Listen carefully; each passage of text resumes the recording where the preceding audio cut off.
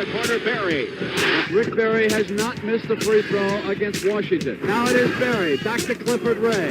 Goes to Rick Berry. Golden State getting that ball moving. Intended for Berry. Berry, look at that pass. Rick Berry, look at that shot, would you? You want answers? I think I'm entitled. You want answers? I want the truth. You can't handle the truth. Berry wants to make a move and three. There's a Berry. He's got his shot. Hi, everybody. Rick Barry here with, yes, my cohort in crime as usual, the surf man himself, Cyrus Saatsaz, right here on Mic'd Up. That's right. The new Mic'd Up. You got to check us out. Mic'd Up all the time. It's pretty cool. You get to ask questions about what's going on. You get to record your voice. It's kind of fun. And, of course, we always have a good time talking about so many different things. I hope everybody is enjoying whatever is left of summer. In some places it still is. And anybody that was down in Florida and in the East Coast, hopefully you didn't have any major damage caused by the hurricane. We got blessed. No, we got blessed. We were very blessed. And everybody and all the people I know down there that I talked to, my in-laws included, no one really had any serious significant damage. And seeing some of those videos of what happened in Fort Myers and some of the other places, that's just pretty amazing that nobody really suffered any serious damage. So thank God for that. And hopefully you didn't have, too many deaths by that or any injuries. I mean, it's always difficult when you have disasters like that to take place. But boy, I tell you, the power of Mother Nature is something special, isn't it? I mean, yes, sir. Yes, sir. It's horrifying, actually, at times. But anyway, so we're here. The Warriors are over in I should say Ohio Gozaimasu. It's morning over there, Ohio Gozaimasu. How do you know that? Because I actually tried to learn a little bit of Japanese when I was doing work for Asics Tiger Corp and doing things for them, and that's a Japanese company. Okay. Konnichiwa, Ohio Gozaimasu. It's very difficult. The only thing similar between the English language and the Japanese language are the words that they don't have in Japanese that they actually use American words. Otherwise, it's an entirely different world. It's just unbelievable. And yeah, I mean, I would love to have been gone over there. I mean, my God, I always said I wanted to go to Japan. Have never been there other than to stay overnight. I stayed overnight at the airport one time on my way to the Seoul Olympics many years ago. Yeah. But that's I've never seen it, but I've always been unbelievably fascinated for me because I love history and all, but the Shogun, with the Japanese culture and I mean it was just really fascinating. I love that series Shogun, and I've always wanted to go over there, but it's extremely expensive. But yeah. It would have been nice to have a chance to do that. I've got a chance to go some other places in preseason when the NBA actually used to ask me to go. That hasn't happened in many years now. And the Warriors have gone on 2 trips, and I've not been asked to go on those either. So, but it is what it is. Hint, hint. Hint, hint. Hint, hint. Anyway, invite the Hall of Famer. What's going on, Golden State? Sorry. It's okay. I'm just happy that those guys got a win. It's always nice to get a win, even in an exhibition game. But I get such a kick out of things because these guys are in camp for just a few days and they're already playing exhibition games. And before we had a month of training. I mean, a month, and it was still quite a while before we ever played our exhibition games. And it's a whole different world right now. That's the power of the Players Association. They, in those collective bargaining agreements, they pretty strict about it. But I think you need a little bit more practice. But let's get into talking about some of the things that are going on here. As you saw, Klay Thompson didn't play in that game, and right. I with the injuries and stuff that he had, I mean, if he's in shape and doing stuff, I can't say that I really blame him for having to go out and maybe play 12 15 minutes or something in an exhibition game that doesn't really mean anything. If he knows he's ready to go, I mean, why put himself into even more jeopardy? And then again, a lot of times he's playing against guys that are rookies or guys that they're trying out on the other team, and you just don't know what guys like that are going to do. I mean, I got hurt on a play the first time I ever hurt my knee. It was a stupid play. I'm going up for a layup, and a guy comes over to try to get it, and we get tangled up in the air and tore my cartilage. And it's silly plays like that you don't want to see happen. So, and no problem with that. Klay will be in shape and ready to go. I mean, there's a lot of players who didn't show up ready to go at the start of the season, and there's a lot of stories written about that guys just didn't want to spend the time and the energy to do it because it's a long season as it is. And if you get yourself in shape, and I usually did that, I ran the hills of San Francisco as a rookie. I mean, I could run forever, and I thought I was in great shape. and Alex Hannum ran the toughest camp. Oh my God, Alex Hannum was my first coach. 2-a-days. I remember I was in great shape. I was so tired. I either took the elevator, or if I was going down, I only go downstairs. I wouldn't go upstairs. So I'd have to pick my legs up and swing on the banisters. It wasn't real wide, so that I wouldn't have to use any energy and move my legs.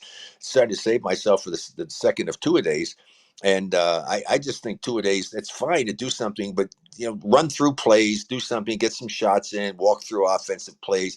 But to try to go and have two hard workouts twice a day for an extended period of time, I think is too much, to my personal opinion. And I think a lot of the teams have cut back on that somewhat. But I remember Fred Hetzel, who was picked with me, and when the Warriors had those 2 draft picks, it was Fred Hetzel and myself got picked. The only time ever the NBA gave 2 draft picks to the lowest teams in either conference. They flipped a coin. The Knicks won. They got first and fourth. Warriors lost, got second and third. And Fred Hetzel, after 2 days, was in bed being fed intravenously because he wasn't in shape and ready for it. And we had a lot of fun there. Wow. Guys like Gary Phillips and stuff. Some of the guys on my team, they smoked. Hi, Cyrus. I went to the first halftime of an exhibition game and the guys were lighting up. I couldn't freaking believe it. Luka Doncic still lights up. Just really?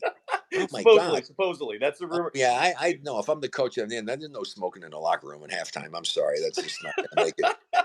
But it was crazy. But when we were doing the training camp, like I said, I could run forever. So Alex Hannum would do the 3-line drills. People who know basketball understand that. So you run the 3-line drill and you're down, you make the layup, you come back, you make the layup. So it's 1, then it's 2, then it's 3 times up and down, 4 times. And if you miss a layup, you have to start over. Right? So I would go, and when we get up to like 4 or 5, because he kept going and going. I'd come down, I'd pull up and take a jumper. Oh my God, the guys, if I ran with the older guys, they would go nuts. They wanted to kill me because if I miss, we have to start over again. And They didn't show up. They got themselves in shape at training camp. Now you got to show up in shape. At least you're smart, you would. You should. But yeah. But it was so funny because they would fight with one another not to get in line with me to run the 3-line drill.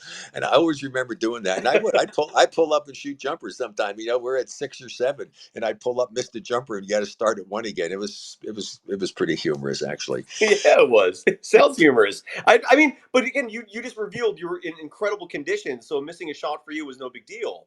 But for the it was. I was mad if I missed a shot. I didn't expect to miss the shot. I didn't take the shot. I didn't take the shot to miss it. I was taking the shot expecting to make it. But I'm taking the jump shot after running up and down a bunch of times as opposed to going for the layup. The chances are that I'm going to miss a bunch of them. So, and I did. And the guys I was with weren't very happy when I did that. So, yeah. Anyway, incredible. So the Klay thing, I'm glad you said that doesn't seem abnormal to you because that came out late last night, early this morning, that the reason Klay wasn't playing is because he's dealing with fear of re-injury. For people that don't recall, first Klay Thompson tore his ACL in the NBA Finals, and then right when he was about to come back, he tore his ACL playing pickup basketball, and that's, I guess, something that he likes to do in the summer to stay in shape. And he's got some residual, almost PTSD type stuff going on where he's a little apprehensive to play pickup basketball in the summer out of fear of that injury. So in your opinion, that's fine. No cause for concern. No, right? Here's the thing. I'll tell you what'll happen to him because I had the same thing. I didn't know if I'd ever play again. Right. What it would be. I had an operation. I had to get my knee cut open. It wasn't arthroscopic surgery back then for cartilage. So I have to go out, and I'm going to go out and play. And I was apprehensive. I used to drive like crazy to the basket. I was a little reluctant about driving. I was concerned. And I remember exactly what had happened because I got hurt when I was in the ABA. I went over to the ABA after I sat out that 1 year. And I remember the game exactly. It was against the Dallas Chaparrals down in Texas and got into overtime. The what? The Dallas Chaparrals. That was one of the ABA teams? The Yeah. Chaparrals. They came up with some interesting nicknames for those teams back then. Yeah, they did. Yeah, Dallas Chaparrals. So, overtime game, I make a steal. So I go down and break away. And so I go up and I got involved. I'm involved in the thing. It's emotional stuff. I wasn't thinking so much. I'm in the game. So I went up to go dunk it, right? And holy smoky, I got up really high and dunked the ball, jumping off my left knee, which is the one I had the surgery on. And from that, I said, "Oh, my knee's okay." Yeah. And so it was that moment that I got over the fear of well, my knee might not hold up, because when it happened before, I was just going and my knee just gave out. I mean, so it's a scary thing when you're an athlete that you have Yeah. things like that, and you got to get over it. So that's why I was kind of surprised. Remember when Klay came back that first game, he drove in and got a dunk. Yes, he did. That's I mean, I'm right. going to God. I said, man, he's good. He's ready to go. And so I can still, I mean, you can still have a little bit of apprehension, but when you get involved in the actual game and your mind is into that, you get into that, the other stuff kind of filters out, and Right. that, he'll be fine. He'll be fine, and hopefully he'll stay healthy. That's the most important thing. But haha, if we're going to talk about the game, Yes. what did we say? One of the key elements for the Warriors trying to repeat, right, is a tall gentleman that's playing, young man playing on that team, that we have no idea how good he's going to be, because we haven't hardly had a chance to see him in the fifth seasons. And he went out and did pretty damn good in Yes, the he game did. in 20 something minutes, right? And get 20 points and almost double digits in rebounds. And as we talked about before, as I said, from having watched him, he's got really nice footwork. He is athletic and can run the floor. If he comes and becomes a weak side defender to help be a rim protector a little bit, hey, if he can perform at the level he performed in that first game, the Warriors are in good shape. Okay, the Warriors are in good shape if Oh, that's going to be the case. And Jordan Poole had another nice game in a short run that he, I mean, sort so of, sort of. He did shoot what? 1 for 10. He shot 1 for 10. So No, I don't no, know. I'm talking about. No, he scored some points and did some. Well, I was looking at another game doing it. But here, hey, Jordan Poole starts out there. I don't worry about him anymore. Okay, He's going to be fine because he doesn't worry about it. That's the most good. important thing. Yes, yes. But the biggest one I was concerned about, Poole showed what he's capable of doing, as did the other guys. It was Wiseman, and that's the big thing. He's the big question mark for this team. Yes, He sir. and how much, Poole maintain and get a little better than he was last year. Moody get a chance to play a little bit more and show what he's capable of doing. And Kaminga's got to improve his game Mm-hmm. and play it a little bit at a higher level for the Warriors to be well. But Wiseman's such a big factor as far as I'm concerned, because it gives them another big that I think they really, really need. But yeah, that was encouraging to see that for sure. It's almost like they're only big. It's amazing they won the title and did what they did last year without a true center. It's fascinating. I don't look. I know Kevon Looney now he's a natural center, but uh, until last year, no one really thought of him like that, right? I mean, it's just crazy to me that they pull this off. But Oh no, he's yeah, just a hard hat kind of guy. Goes out, does his job, works hard. And we talked about it. He played. I thought he played exceptionally well in the hell play. yeah, He was hell yeah. he's a great contributor to the success that the team had. Um, and if he can just maintain the level of play, I mean, you always want to try to get better. But hell, if I'm as a fan, I just like to have him play as well as he played in the playoffs the whole season. Hell, that'd be awesome. Yes. And then if Wiseman does anything like what he did showing in this first game and everything, that's an Mm, incredible bonus for the team. And then we'll have to see. Well, plus the fact, I mean, the other team didn't score a bunch of points. We'll see how the defense plays out and what the rotations are. But they, I think, understand and realize that if you want to be a champion in the NBA, you have to be a good defensive team. I'm not saying you have to be the best, but you have to be a good defensive team. And I keep right. telling people all the time, I say it every year and I'll say it forever. The redeeming quality about the NBA, with all the bullshit that goes on and some of the crazy basketball that you see and the one-on-one the nutty stuff, is that the only teams that have won championships have been good defensive teams. There's never been an NBA champion that was a bad defensive team. Now, I'm a big fan. Defense does not win championships by itself. Right. Okay, they said defense, but you have to be a good defensive team in order to be a champion, because you can be the best damn defensive team going, and if you suck offensively, you are not winning a championship. I'm Yes, sorry, sir.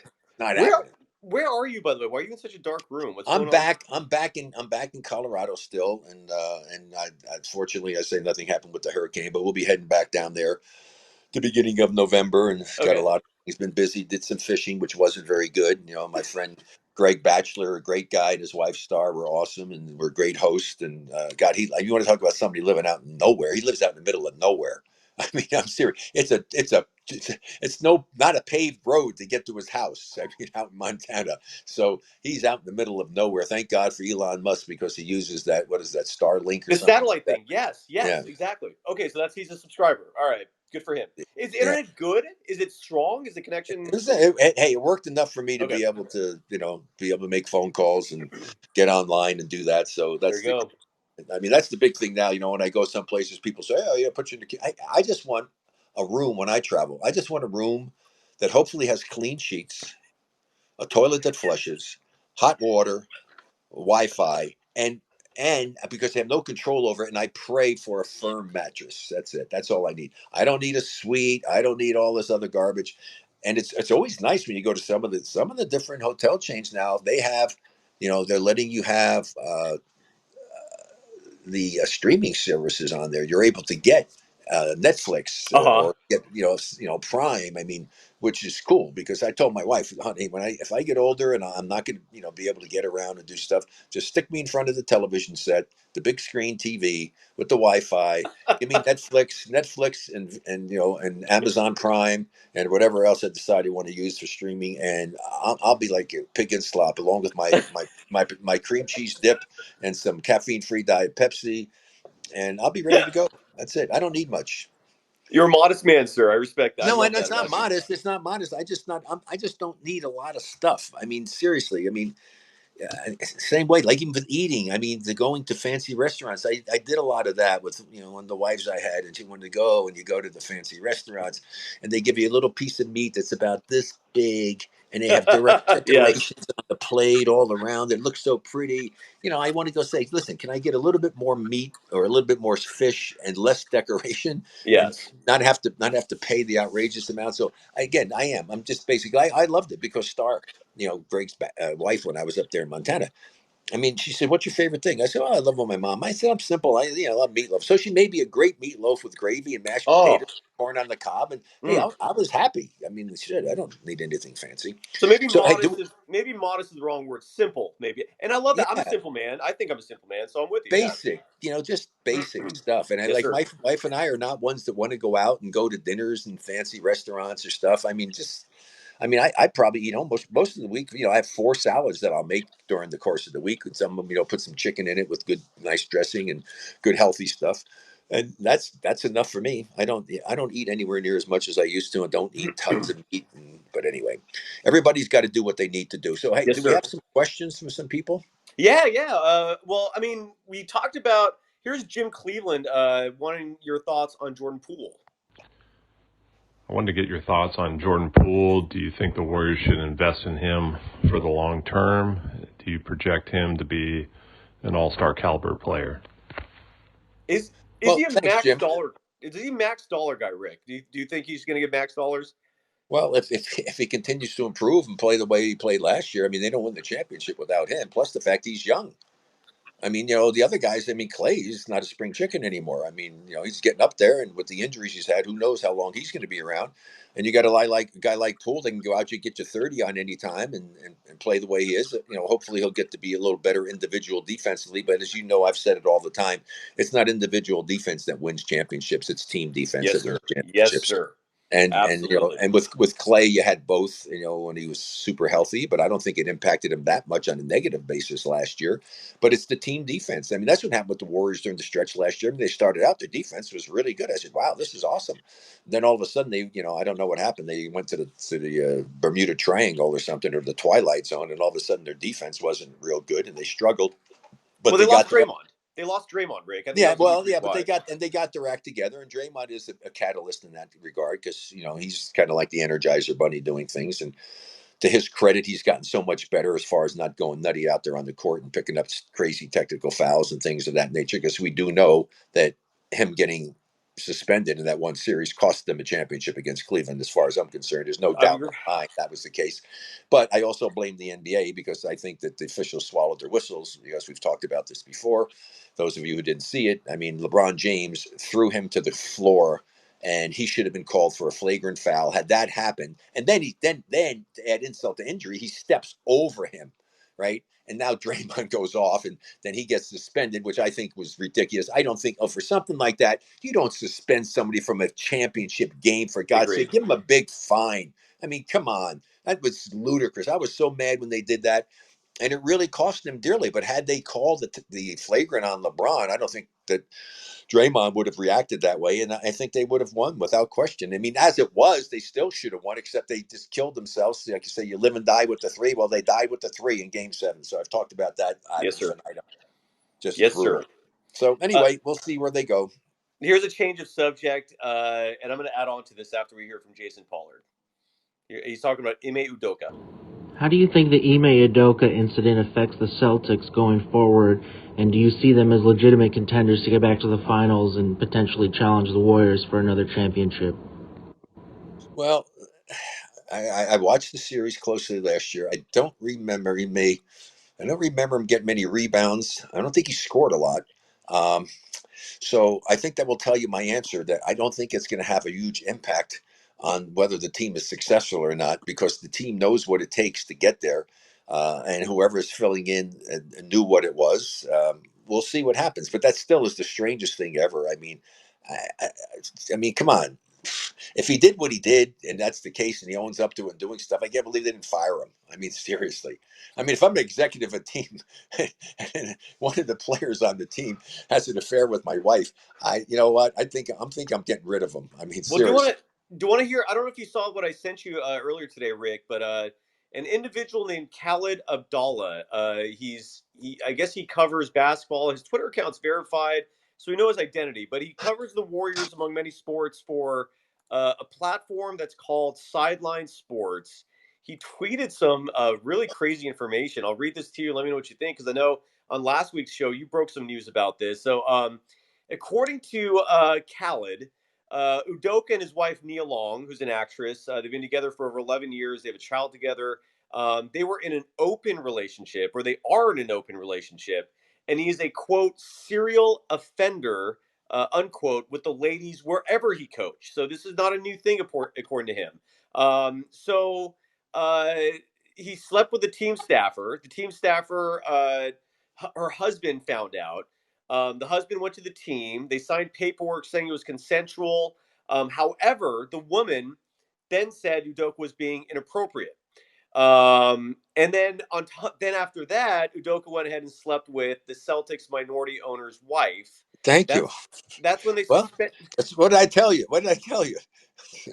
So that's when they suspended him. And then he doesn't want to. Udoka won't resign because he's getting paid, obviously. And the reason why supposedly he hasn't gotten fired yet is because they're still investigating the situation. That's according to Khaled. No, another source, whatever. Yes. Well, whatever it is, it's unfortunate, and stuff like happens in life all the time with those things. There's no controlling the emotions of people when it comes to love interest or excitement or whatever it is that it is. What do you think of Rick? What do you think about the whole premise of like open relationships? They call that a polyamorous relationship. It's where you just date other people. I don't know how people do that. I would never be okay with this situation like I that. would have a very difficult time with that. Yeah. But a lot of people are okay with it. I just don't. I don't. I guess is it just. I don't understand the mindset. I guess I don't know. It's just bizarre to me. But Well, I know, and that's the thing, is that they obviously. If it was, here's all I can say is, in the experience over the years and having been married a few times, is that if you have the right one, you're going to know it. And if you have the right one, I don't think you want that kind of a relationship. yes, fair. That is so fair. Seriously. Just the thought of the person that you love and doing stuff, being with someone else, and the physical nature and everything, you kind of have a very difficult time dealing with that. Trust me. I mean, no. Well, here's a Menard 35. He has a question for you in regard to your All-Star Game performance and the All-Star Game in the Bay Area. Rick, Jeff from the Bay Area, 1966-67 All-Star Game. Greatest performance probably by any single player. How do we get the NBA All-Star Game back to a good basketball game? Is the money invested in players just too much now? Or should we just get away from the All-Star Games in all sports altogether? Thank you. Yeah, interesting question. As I said, it's not. I don't even call it an All-Star Game anymore, because it's not a game. It's an exhibition. Yeah. It's an exhibition. And so if you're going to leave it at that and have people have some fun and you're going to have an exhibition, that's one thing, and you can enjoy it for what it is. And there are some incredible things. I still remember a couple of All-Star games back when Steph Curry made that stupid bounce pass from half court to, I think it was to Giannis or something. Yes, it was Giannis. Correct. That was just so sick. So they do some of the most amazing things. And so if you want to watch it to be able to see things like that, great. but don't call it a game and don't put records in the book and stuff compared to the stuff that we did when we had a serious basketball game. There needs to be asterisks. They got to go back and have separate records for when it turned into an exhibition as opposed to a game. I mean, it's so ridiculous that It when they do is. that now. And, but I can't, and it can be entertaining and fun to watch that. So I have no issue with that part of it. I just have an issue with them calling it a game. And I mean, my God, in the the Rising Stars Challenge that I was an honorary coach for one of the teams, Mm-hmm. and my team wound up winning. But I remember going in the huddle saying something. I said, guys, I just want to let you know. I said, trust me. I said, you guys need to win this game. I said, but you're going to make $25,000. I said, that's 1.5 times what I made for playing my entire first season. So you guys need to count your blessings to how lucky you are to be in this league at this time. And it was an interesting group of guys. I have no problem with that game. But I think that game, and I said, guys, but what I asked them before, I said, look, I'm going to ask you one thing and one thing only. Play this as a serious basketball game to show the fans that you know how to play and make it fun for them. Please, if you want to do it the other way, hey, work a little harder, get to be an all-star, then you can make the all-star team. You can go screw around in that game, okay? But in this game, please play serious basketball. And to their credit, they did, and that's why they won. Yeah, there you go. What are your thoughts on the proposal that's going to happen probably the next year or two of a midseason tournament? I mean, that's an exhibition as well, but I guess they're going to pay out $1 million+ for each player for the team that wins. Your thoughts on the tournament? It seems weird to me. It's following soccer a little bit. Your thoughts on a midseason tournament?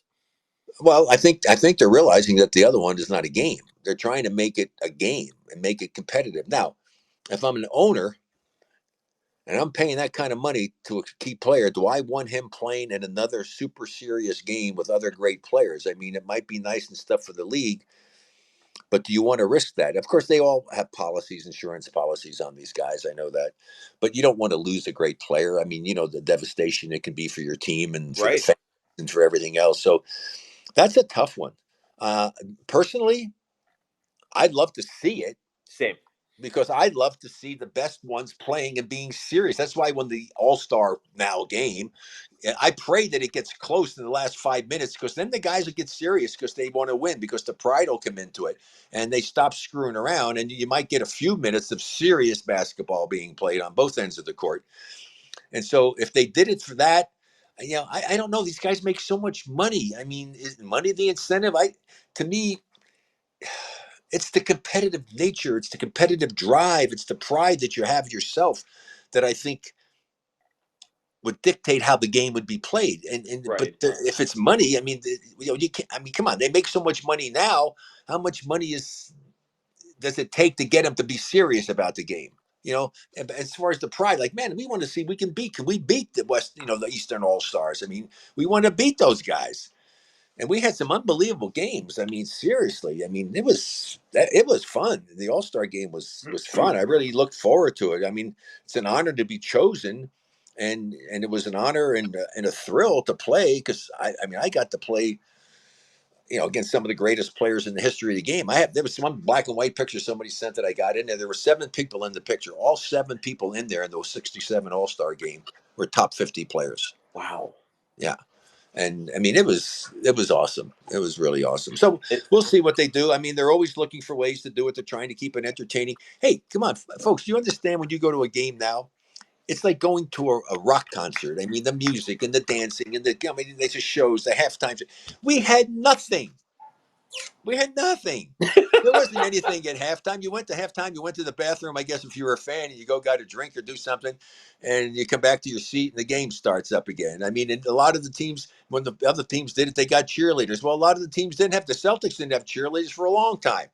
I mean, it's a totally different world now. We're so engrossed in stuff with so much happening and going on.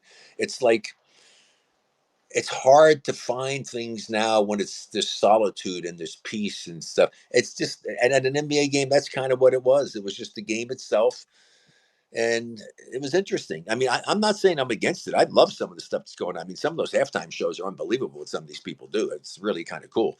The music and the loudness of the music, I'm not a big fan of. I can't say that I am, but it's a show. I mean, there's no question about it. So, but the NBA is really good at trying to find the pulse of what turns the fans on, and I think it's really critical because in today's world, if you think about it, I was just looking at something and reading because I majored in marketing when I was in school, and I love that. As to 37% of the thing is getting more thing as far as trying to go ahead and market your product or your service. It was about getting more data and analytical stuff. Man, everybody's gotten nuts with the analytical stuff. I mean, and number two was like customer stuff, serving the customer wants. To me, that should be number one by a large margin. If I owned the business, my business would be so focused on providing the most incredible service if you provided a service business. Yes, sir. Or if you had a product, to make that product as good as you possibly could, to give the customer service and you called up the greatest possible experience. The word of mouth would get around and you'd make a freaking fortune, because customer service and the way people deal with things of that nature today are a joke. And I'm getting back to what? Yes, Instagram. I was muted. I was coughing up longer. I still have not heard a freaking word from freaking I can't get on my Instagram account.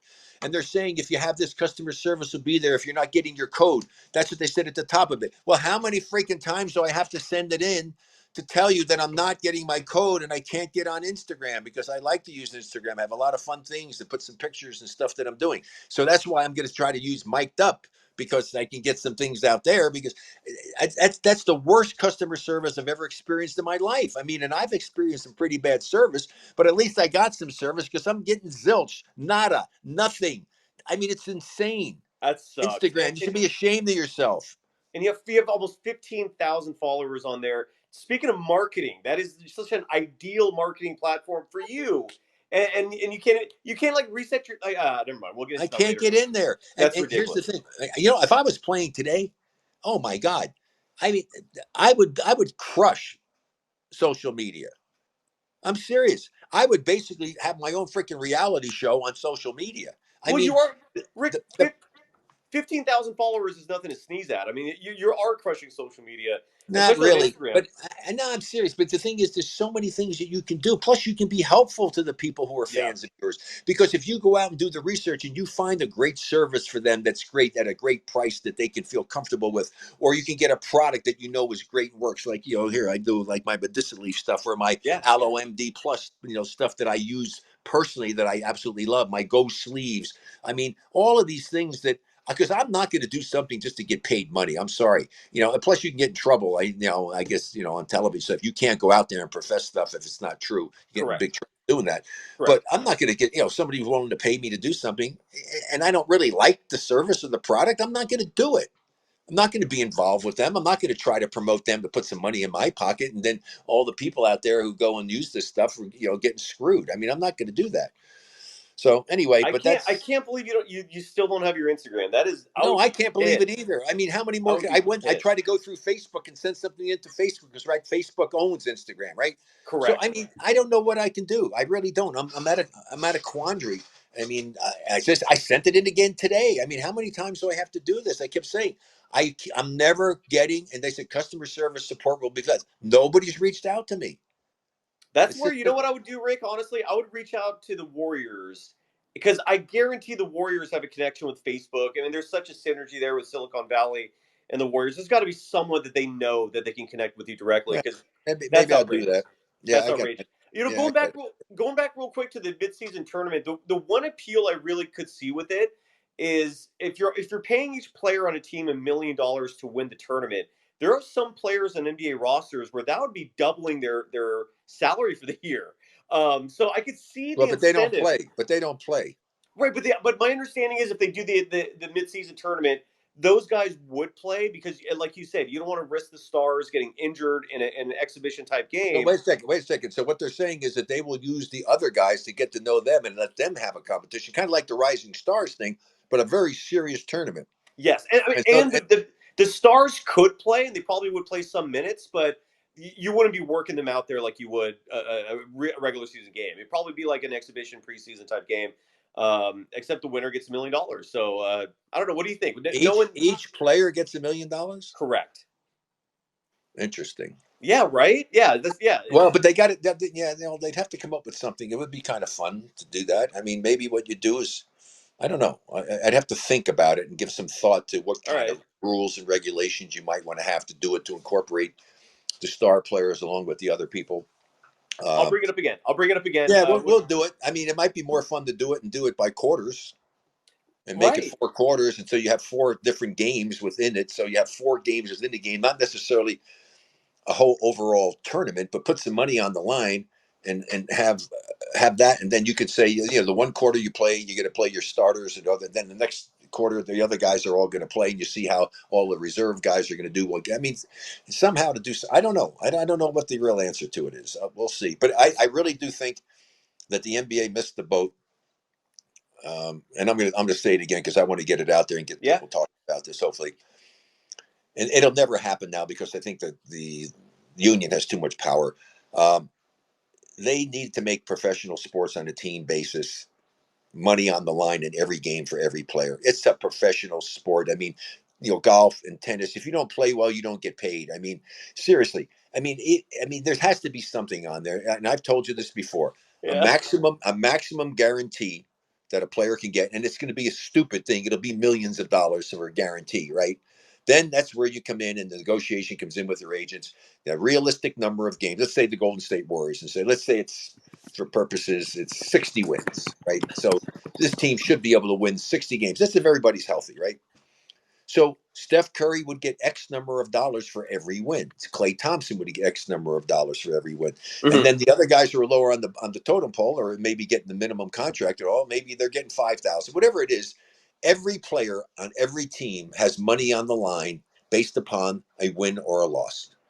And here's the thing that would happen: rehab, and the other stuff here. Wait a second. These guys want to get load management. I'm going to tell you something. Guys have been saying, damn it, coach, put me in because we're losing and I'm losing freaking money. I mean, seriously. And if you have an injury, you don't think those guys are going to rehab their butt off? Because if they're not there and the team is losing, they're losing money. Yes, sir. And so the 2 worst teams in the league can play the last game of the season, and they're worrying about tanking and stuff for the draft and stuff. That'll eliminate the freaking tanking. Let me tell you that right now. Because if you're losing money, there is no player going to go out there and not play hard. Because if they lose money. They're Right. going to be cheering for their teammates. They're going to play their butt off. Why? Because in some cases there'll be significant amount of dollars that they're losing out on. And that's true professionalism when it comes to sports. The winner is the one who gets paid. Yes, sir. And then you have a situation, if they exceed that, okay, they can get a certain number of games over and above that, so they can still get those. But not if you came out with 45 is a realistic number, and all of a sudden they wound up winning 60 games. I mean, that will cost a lot of money to the team, but you can negotiate that in. But the Yeah. Yeah. biggest thing is that you have an incentive for every player to want to win every game that he plays. I guarantee that's never happening, but I love the idea, Rick. I absolutely love the idea, but the players' union is way too powerful. Speaking of money, by the way, I got to bring this up with you. So right now, the media rights deal that the NBA has with ESPN and Turner is for approximately $24 billion. That contract's up, and they're negotiating a new media rights deal. And the speculation out there, and CNBC is my source for this right now, is that the deal might come close to triple the current amount. That it might go up to $75 billion based off the popularity of the NBA.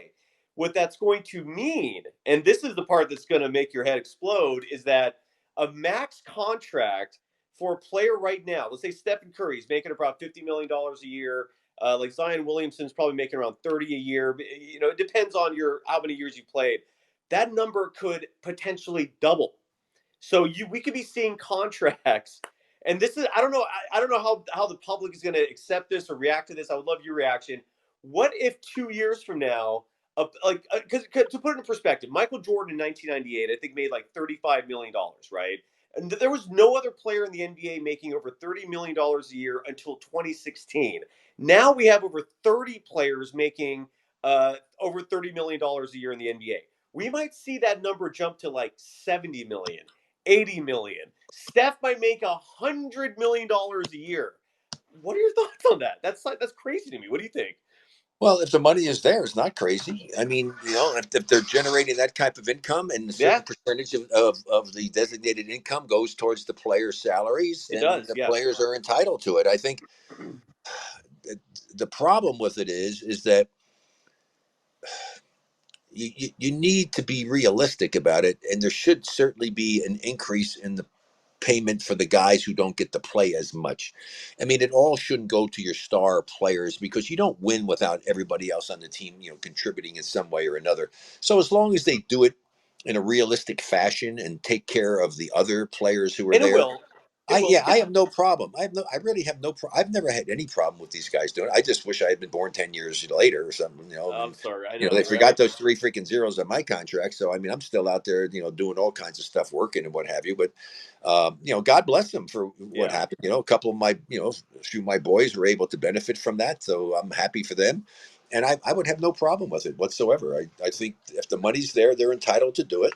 And for so many years back when I played, the owners were the ones that were getting all of the money, and the players weren't getting very much. When I came in the league, 3 players were making $100,000.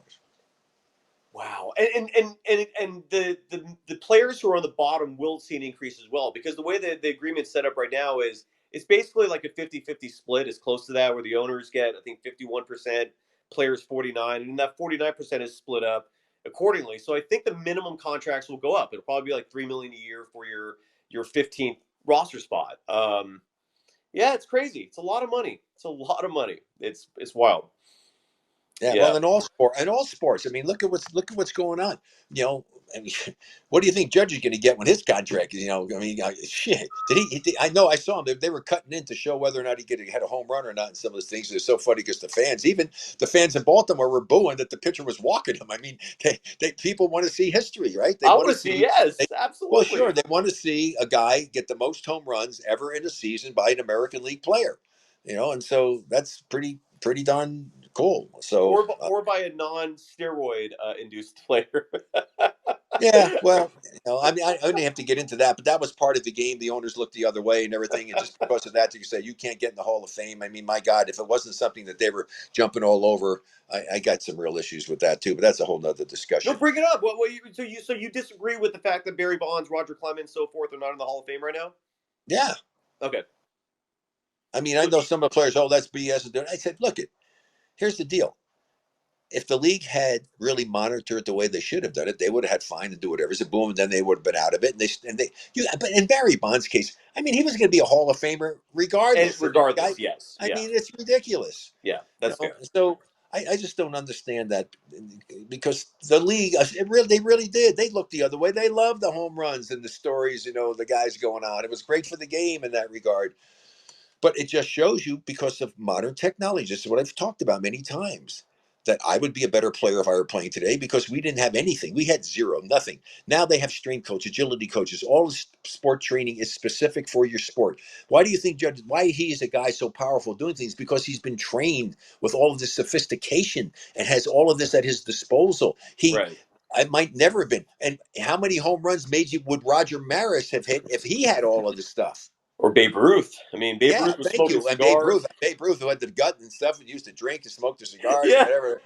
I mean, so yeah, I mean, so that's why you never compare people when they start comparing people from different eras. That's ridiculous. Yep. Compare them in their own era because they have more at their disposal to help make them greater players than the other players had, and yet they're still trying to break the records of those guys who didn't have any of that. Yep. Very Yep. interesting, right? So how really good are they, and how really good would the other guys have been if they had all of this stuff at their disposal? That's Yeah, fair. for That's sure. fair. You talk about pickleball a lot. I guess we could wrap it on this note just because NBA players are really involving themselves. I did not know there is a national pickleball league. And there's No, there's three. teams. There's two professional leagues, APP and the PPA, and then they also have the world. I mean, the team aspect of it, which Yes. LeBron James just got involved in. Drew Brees is involved as an owner in another team. And so this sport is just growing so incredibly. I mean, before he came on the air, I was just out playing pickleball with my wife and some friends and people trying to get ready because I'm playing in the World Senior Games again week after next, and so I got Okay. to get the game back and ready to play because I was out fishing and didn't get to play any pickleball when I was doing that. So yeah. You Where's love my your phone? Can you pickleball. see? I'm going to hold up. What's that? I said you love your pickleball, sir. I love Oh it. no! It's such a great workout and so much fun. And plus, I love what I missed most about was the competition. You're competing, Yeah. and it didn't matter. I had golf that I did in long drive. Now I have pickleball to do it. I mean, it's a competition. I mean, even if you're going and playing a game, like I had to play against I was playing against my friend Greg's wife Star, and they have a really beautiful, unbelievably beautiful handmade shuffleboard, long shuffleboard table that they have in bars and stuff. And I've played a lot over the years and everything. She goes, well, you want to play? I'm a pretty good player, blah, blah, blah.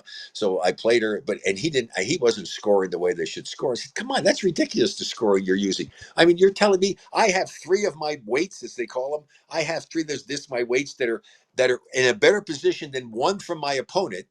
But because my one opponent has one on the board, I only get to count the best one of my three. I said, that's idiotic. Yeah. Yeah, it is idiotic. You're right. It's insane. And so anyway, so I played Star and I beat her and I just teased her a little bit and everything. She wrote back, she says, I have a tough skin. I can take it. I was an athlete when I was younger.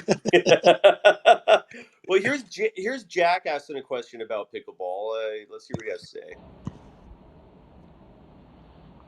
I'm thinking of starting to play pickleball, but don't know much about it. I need some recommendations on what kind of shoes, what kind of pickleball paddles I should get, or recommendations of certain manufacturers. I'm a newbie to the game and need some information on how to get started. Thanks. There Yeah. you go. Well, the best thing to do is go and find a good coach locally and go get some lessons. The worst thing you want to do is go out and develop bad habits trying to play a sport without knowing what the hell the fundamentals are.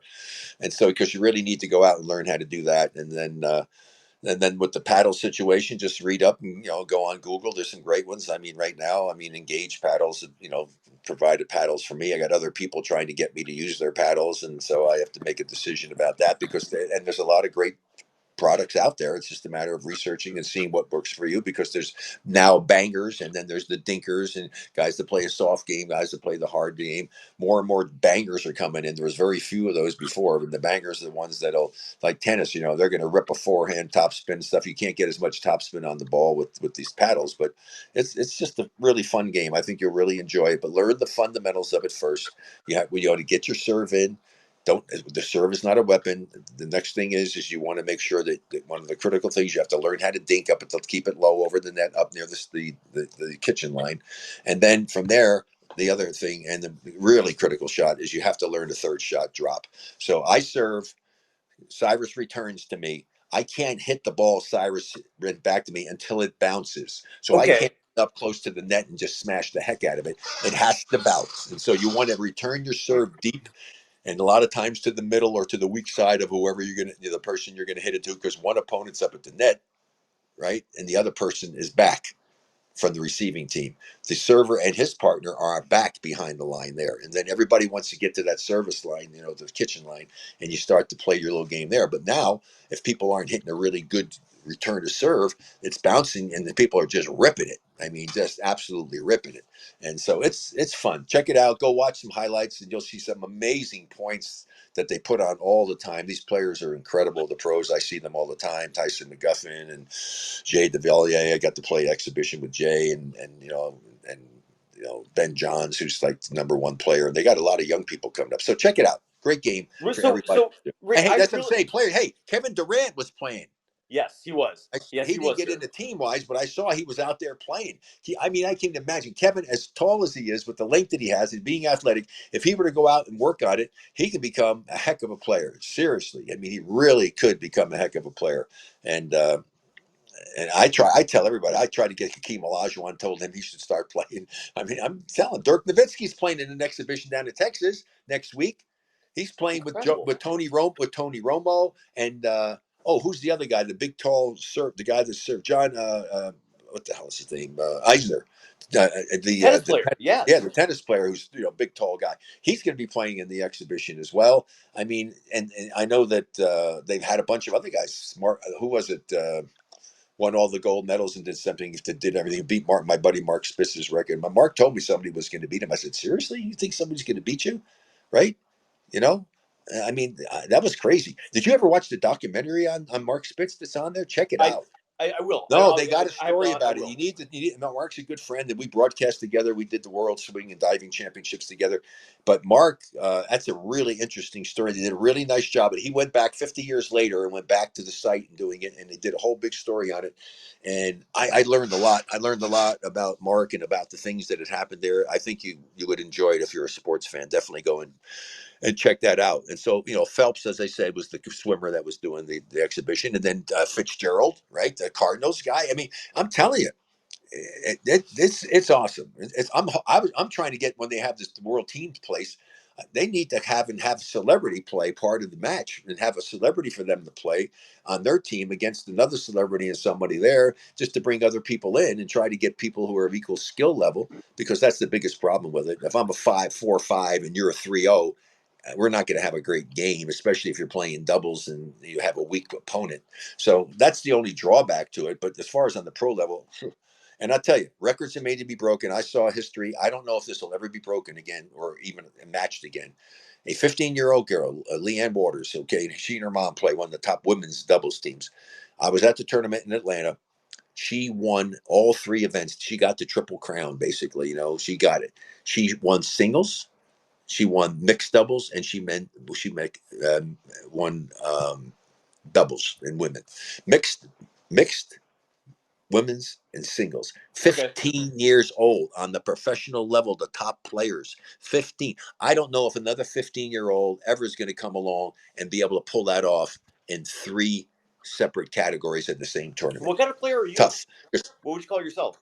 I'm one of the world ranked players at my age and skill level. Actually, I'm a 4-5 playing. If I'm playing in my age group, which when they break it down for that, it's 5-year increments, 70, 74, 75, 79. So if I'm in the 75, 79 age category, if I played singles, I could be pretty good, but I just don't want to beat myself up doing that. I just play doubles. So the doubles are really critical as to who you get to play with.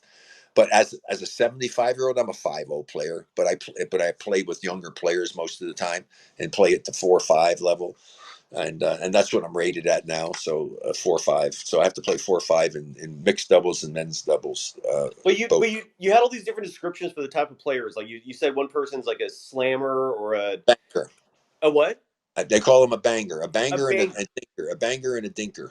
And a dinker. So I'm guessing bangers just love they love shots hitting it hard all the time. A lot of the tennis players come in and started doing that. So why more and more people have gotten into it.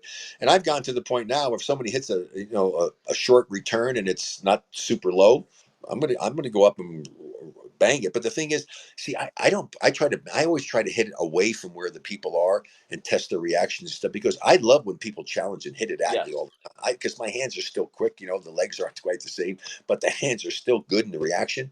And I love it when people hit hard balls at the net at me. So that's kind of a fun thing. But yeah, it's a great sport like anything else. I mean, I'm working at it, trying to get better, learning more about it. Just like fly fishing is a skill. It's not like just throw your line out there and sit there with your rod in your hand and hope that somebody bites it, some fish bites it. This is, you have to present in the right way. You got to mend your line. I mean, there's an art form to it. And that's one of the reasons I love that. And that's why I love pickleball. I love competition and I love being challenged athletically. So that's the deal. And my wife always challenges me mentally. So that's because she's very smart. I like it more when she challenges me physically, but that's a whole nother story. Yeah. I'm telling you, by the way, I'm doing something. Some people out there, they should need to learn, and I'll probably talk more about it sometime. Be Rare, a whole company I'm doing it. This is just, it's pretty amazing. Jerry, who started the whole company up, it's really great for people for intimacy and things of that nature, and also a lot of it's getting into some cognitive stuff for the brain and all. But the company's Be Rare. You're going to hear more about it. It's pretty darn good, and to help people as they get older to go ahead and keep a lot of spice in your married life. Good stuff. You never have enough of that. Good. I love it. Yeah. No, anyway, we want to get any more of these questions real quick? We could, yeah. It's been a while since we talked about Klay Thompson. So here's Michael Terrell. Here's what he has to say. Hey, Rick, is there any concerns with Klay Thompson and his injuries and not playing this preseason? Well, we said that earlier, but I don't think there's any concern with him not playing. If he doesn't want to play, he's in shape and doing stuff. But yeah, there's always going to be a concern. I mean, hell, you have a concern against every player about they're going to get injured. Yeah, and it's more so with a guy like with Klay. And I was just so happy for him because I know how much effort and time he put into getting back to be able to go through and have a season like he had, coming off of those two of the most difficult and major injuries you can have in the sport of basketball. It's remarkable what he was able to do. Yes, And sir. so you just look at you look at it like every game that Klay Thompson gets to play for the Warriors is a gift. I mean, it really truly is, because thanks to medical science and all of the stuff they've done there and technology to go ahead with operations, they got this guy back playing. I mean, my God, if that back in my day that happened, you're done. Your career's You're over. done. Absolutely. No? Yeah. So don't John, don't worry. I mean, don't worry about it. This like anything. Just pray that he goes out and plays and stays healthy. And I feel the same way for every player that's out there. Yeah. Having been through it myself, it's a difficult thing. And, 2 times it happened. I mean, I don't know if I'm ever going to be able to play again. Yeah. I went to Warriors Media Day last week, Rick, and 2 players really stuck out to me in terms of their size. One was JaMychal Green. JaMychal Green is a big boy. I could see him playing that stretch 5. And when you talk about the Warriors adding size, that's another player to throw in the mix. And same with Patrick Baldwin Jr., the Warriors rookie first-round pick, number 27 or 28. I can't remember right now. He's huge. The guy's like a legit 6'9", who has a shooting form of almost Klay Thompson. There's reason to be excited for him. I'm just ecstatic. I just wanted to throw that out there for you, just so you know. JaMychal Green is a big, strong boy, and he's going to cause problems for other teams. I guarantee it. And you know what, Cyrus, we've talked about it so often. It's just not the star players. The reason the Warriors have been so dynamic and so successful during this run here, and this, going back from early after early 212 and stuff or whatever, 14. Anyway, the thing is that the Warriors are going to continue to be a good basketball team because they understand. Bob Myers understands you have to do what they did in San Antonio. You need to bring in people for your bench. Your bench is such a critical element. The Warriors' bench has done it. Remember when they made the first thing and KD left? They said, oh my God, and these guys left. What's going to happen? I said, hey, I'm just worried about what's going to happen for the bench. Yep. That's what I'm most concerned about. I'm not worried about the other guys. They're going to be competitive.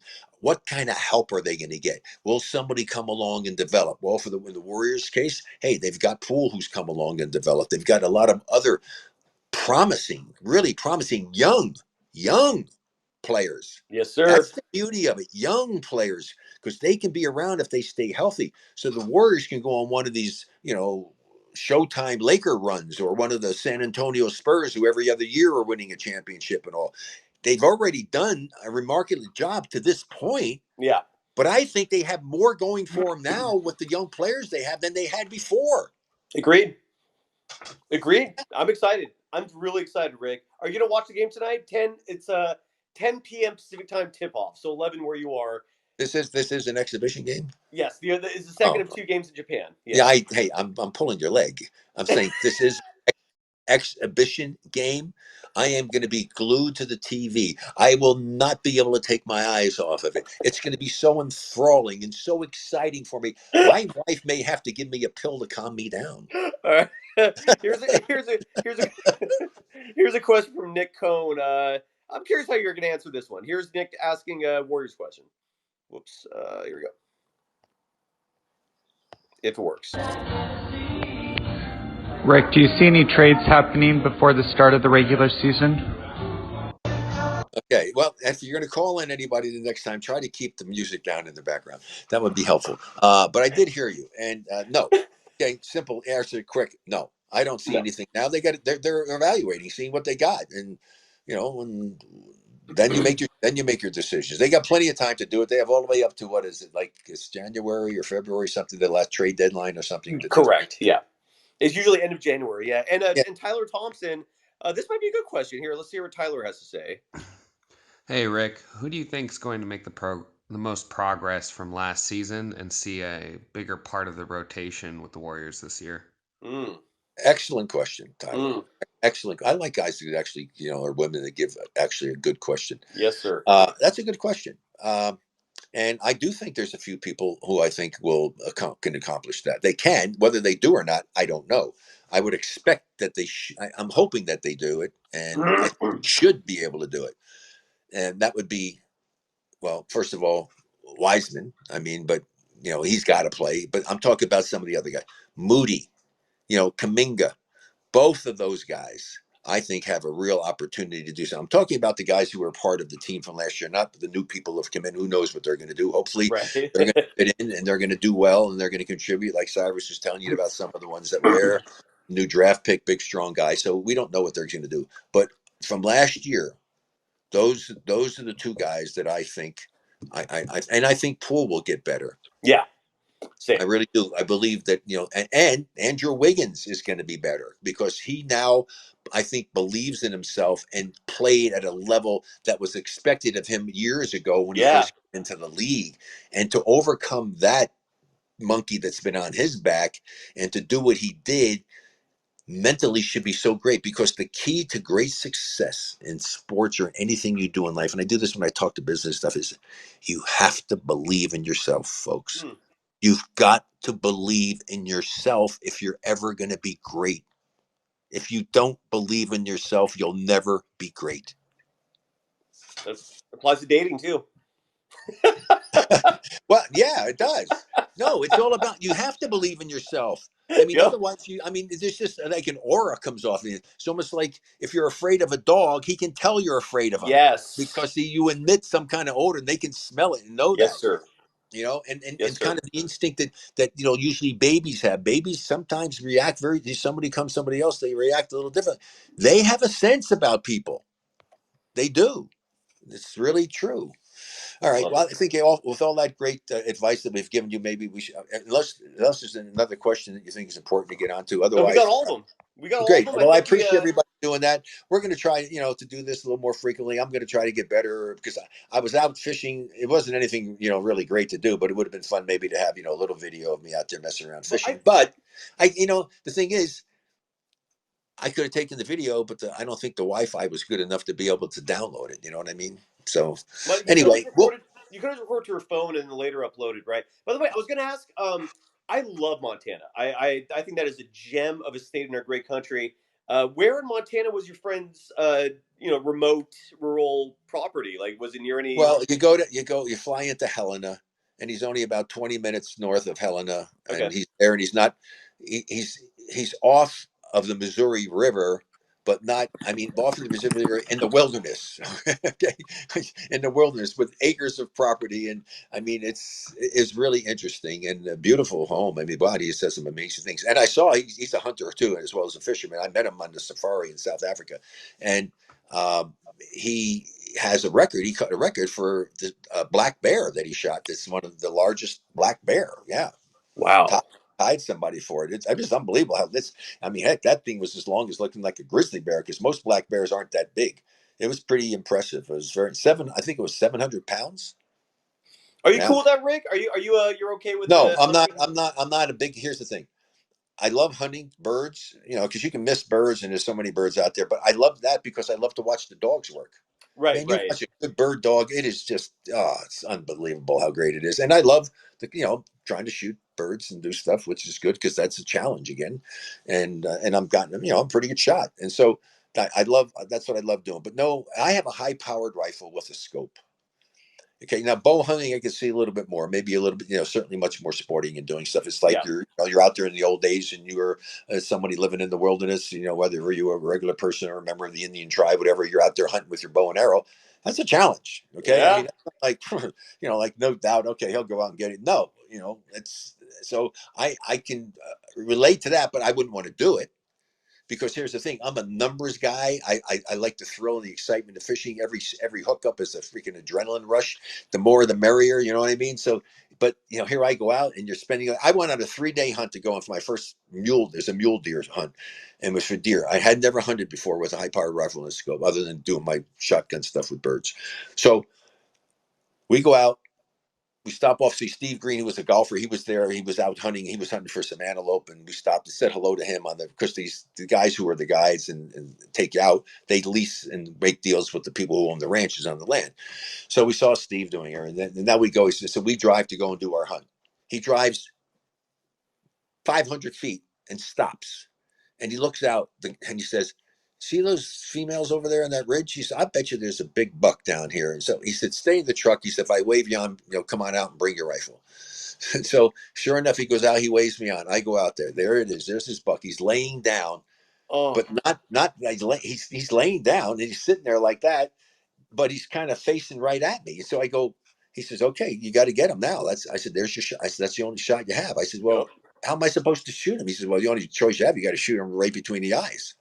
I said, "Really?" So anyway, so I stand up, I go, and boom, he falls over, and my 3-day hunt is over in 10 minutes. So, well, don't you get a hunt for two things if you do that? I mean, no, because that's it. No, because you have a license. You got to get a permit to yeah. shoot as many as you want. It doesn't work that way, And so you got to get the tag, and so that was it. And so my 3 days, I was there 3 days. I was committed to 3 days and was done in 10 minutes. If I was fishing, I would have gotten my fish. Well, how to get another fish the next 10 seconds? Right. I mean, you see what I'm saying? Yes. That's the difference. I can appreciate the beauty and all the other things and what have you, but I tell you the truth, there's no way after seeing a grizzly bear up close, as majestic and beautiful as they are, shit, the only way I would ever do anything is if it was going to come kill me.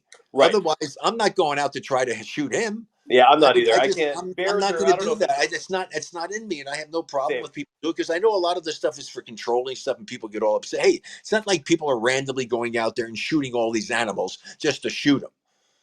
Seriously. Come on, folks. That's just not the way it works. A lot of them, you get too many of them, it's overpopulation. And then they had to go out. They were losing all the wolves because people were randomly going out and shooting all the wolves. And so they had to stop all of that. And then they brought some wolves down, and they brought some Russian wolves down who got to be more aggressive. I know the whole story. But anyway, it went from like I don't know how many, 500 there to like 15,000 or something. And then all of a sudden, people will be going out and poaching again for some of this stuff, and all of a sudden they become an endangered species, just like the elephants. Yeah, what's happening in Africa? For why? For the stupid tusks, for the ivory. Stuff like that really just annoys me. I love beauty. I love beauty in all things, especially in animals. And seeing that bear, no way in the world. Same thing. I would never want to shoot an elephant. Come on. And that's all I've ridden on an elephant. Why would I want to shoot an elephant? I ride on them though. That was fun riding on an elephant. and that's all superstition. The whole tusk thing that's got medicinal value. It's the same as our fingernails. It's the exact same composition. It's ridiculous. Well, anyway. I know. Hey, listen. Here's the thing. When you come here and you tune into us, there's no telling what we're going to be talking about and all. It's just not all about the Warriors basketball. I love the Warriors. We'll talk about other stuff. Come on. There's other things going on in the world of sports. Just like, I couldn't even start getting into, please me, to the Tom Brady scenario of what's going on with him there. And Drew Brees just came out and told him something about, hey, listen, if you got this big contract to go into broadcasting, blah, blah, blah. And they said, you're not going to be at home. It's like, hey, giving them a warning. So, that whole thing that's going on there, you can do a whole show on that too. So, having been through a lot of that myself. So anyway, everybody stay well. Warriors basketball will be starting up, but there's a lot of other cool things going on. I think the NFL has to be thrilled because there isn't a dominant team in the NFL now. With Kansas City losing to Baltimore last week, I said, wow, that's going to make it so interesting. I was looking at the standings, even in after the first 3 games, there's so many teams that there's only one team, I think that was my Raiders, unfortunately, 0-3, but it's going to be fun because the more competitive, I think the greater it is because, as I say, I love watching greatness. And like I say, what a player in team sport does during the regular season it's nice, it's wonderful and all, but show me what you're doing in the playoffs. Absolutely. I'm with you. That's a real show me what you're doing in the playoffs. Okay. It's easy to play well when you're playing and a game doesn't really mean very much at all. And you're just having fun playing a basketball game. When you're all of a sudden playing, if it really means something to you, playing for a championship, it's a different story. And it's really interesting if you look around and you start looking at stats of players that that you thought were really great doing it, and then you look at and see what they did in the playoffs. It's very, very interesting. It's telling. By the way, I'm buying a pickleball paddle. So next time you're in the Bay Area, I'll play it. It's on. Let's do it. You're buying a pickleball paddle. Yes, sir. Yeah, I'm gonna start playing pickleball. So why would you not have called me up to ask me about what paddle you want to get? After the show. I haven't done it yet because I was going to wait till after the show okay. You said you're getting okay. I was going to say, why would you not reach out to me and go? Oh, I will. Yeah. In life, it's not what you know; it's who you know. I think yes, sir. Might be able to hook you up. At worst case, you won't pay retail for it. Do you want to know, Rick? Speaking of, it's not what you know; it's who you know. I'll give you this quick story because I love your feedback on this. The Atlanta. So here in the Bay Area. I'll say his name just so we can be just to play it safe, but it won't be hard for people to figure this out. There was a TV broadcaster here who was handling a lot of Warriors duties, and he's no longer here. He went to Atlanta. He got hired to be a scout for the Atlanta Hawks, despite the fact he has no basketball background. If you actually hear him talk about basketball, you will cringe because he doesn't know a damn thing. But because he went to high school with the general manager of the Atlanta Hawks, he is now a scout, kid you not, for the team. It's all about who you know, Rick. That's right. And that's the kind of stuff that's just appalling, because here's the thing. If I had it in a position where I'm hiring somebody for a job and I'm the boss, I am going to give consideration to someone I know, whoever it is, and give them and see if they are qualified. So if it's between that person and someone else that I don't know, I'm going to give the job to the person that I know. I mean, why would I not? Right. But I'm not stupid enough to go and hire the guy here who's an idiot because somebody knows him, or you got somebody who's really brilliant over here. That's just dumb.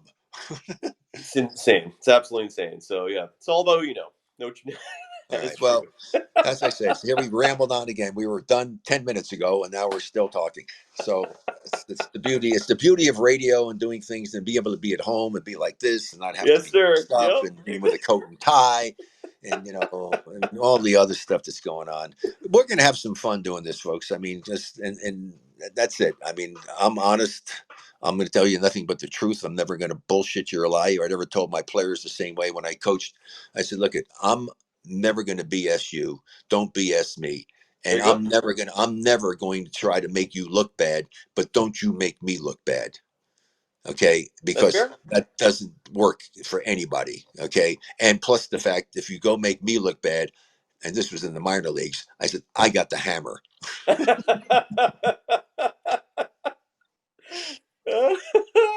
All right, so we'll end on that. Everybody have wonderful time, whatever's going on, and prayers out to those of you who might be listening in who suffered through the hurricane, and hopefully you'll get back to normalcy as quickly as possible. And we'll look forward to the next time. I can't tell you when it is because there is no schedule, and just check out Mic'd Up and you'll see what's coming up. Thanks, everybody. Bye-bye.